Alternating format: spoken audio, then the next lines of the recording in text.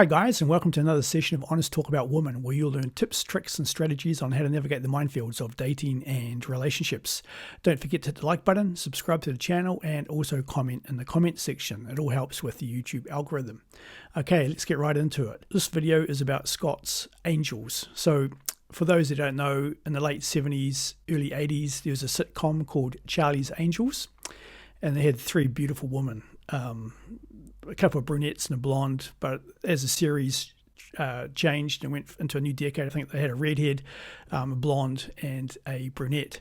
And this, I in my early 30s, I was out dating, and I developed in a circle of girls, basically the top three contenders for a wife. I wanted to settle down. I was mid-30s, and I wanted to marry and have kids. So you come into the end of the conveyor belt, and you've got to make a decision for the next stage. So I started to have people call me Scott's Angel. So whenever I went to an afternoon barbecue in the weekend, or a sporting event, or went to a ball, I always used to walk in with three women, and they happened to be a blonde, a brunette, and a redhead.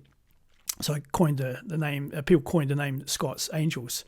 So the blonde girl was magnificent. She was top shelf. She was absolutely stunning, and I was totally in love with the outside of her. Blonde, blue eyes, red lipstick on her lips, great body, 5'10", very, very hot, scorching hot. And you take her out with you, and you just get so many acknowledgements, and people just look at her, then look at you. She was a real trophy woman to be with, but I wasn't in love with the inside. So the more I got to know this girl, the more I came to the understanding that she was not marriage material. She just did not have it together. She would have been a hopeless mother. She didn't have the old-fashioned values that you need to have with kids. So it was a classic example of falling in love with someone on the outside and not the inside. So guys, if you're dating and you're coming across a scorchingly hot, beautiful woman, be mindful that that's the outside. You've got to be in love with the inside, and that's the test of a relationship. If you're in love with the inside, you've got to be in love with the inside, because there can be so many intricacies of a pretty woman, or just a woman in general. They can fall flat, and the relationship can collapse based on the personality, the character, the value system, the work ethic, and so forth. So as I got to know this blonde girl, the more I got to know her, the more I felt, no, she's not possible as a wife. So it left me with the brunette and the redhead. And of the two remaining, there was a brunette, and she was absolutely beautiful. Again, 5'10". I think she had brown eyes, and she was stunningly attractive. But again, her biggest negative was that she was self-absorbed.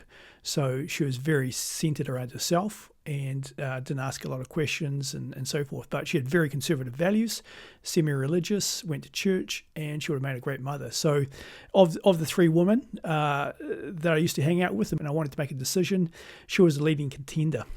But as we all know, through one of my other videos on my first marriage, I didn't end up marrying her. And I ended up marrying the redhead. So the redhead sort of elbowed her way in, and it was quite bolshy.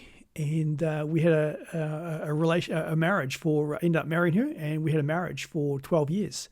And we had some good times, but those good times sort of gradually dwindled down to very little, and to the end of the marriage, and hence I called it off. So if you want to know more about my first marriage, there's a video I'll link at the end for you to learn what to experience if you go into a marriage. The institution of marriage is very, very interesting, guys. It's the only institution I know of where your rights are halved, but your responsibilities are doubled. So I don't know any other institution out there that you sign up for where automatically, once you sign that contract, your rights are halved, okay? 50-50. And also your responsibilities double, especially when kids arrive. So it's a very interesting institution to join. But I've got a couple of great videos, one of a 12-year marriage and a 9-year marriage, and things can go horribly wrong. And the best intentions are set out at the start, to death do us apart, but there's other things that pop in, and I had to call both of them off. So if you're looking at contemplating joining the institution of marriage, and I do believe you should get married if you're going to have kids, because it takes it a lot more seriously, and kids are a lot better with a 2-parent family than a single-parent family. The statistics show it. You look at all the metrics of school achievements, sporting achievements, socializing, value structure, the whole works.